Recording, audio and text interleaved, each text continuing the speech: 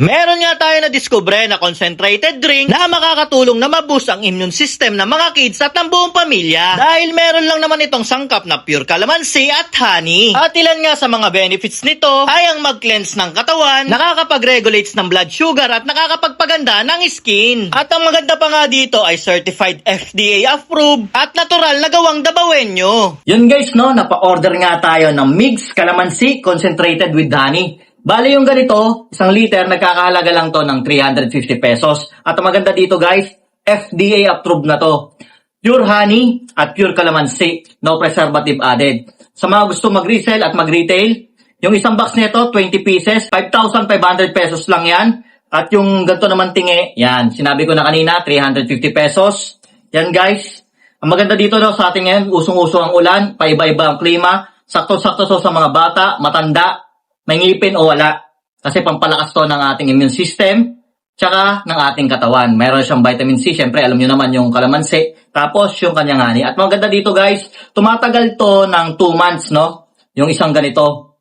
Yan. Sigurado naman bago mag 2 months, ubos na rin to ng pamilya dahil sabi nga nila masarap daw to. So ngayon, tikman na natin, no? Yan.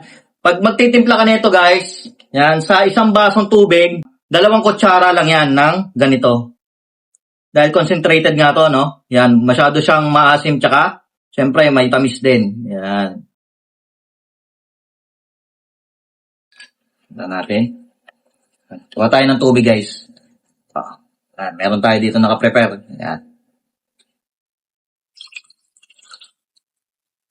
Tapos, yan, haluin nyo lang siya para ma-dissolve yun nandun sa ilalim. Yan.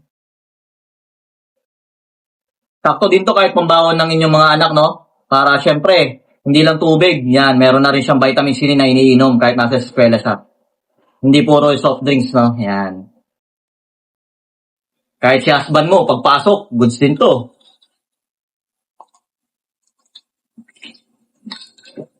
Wow. Refreshing. Tamang-tama yung tamis. Pasok na pasok yung honey niya. Tapos yung asim, talagang yung flavor ng kalamansi, talagang malalasahan mo.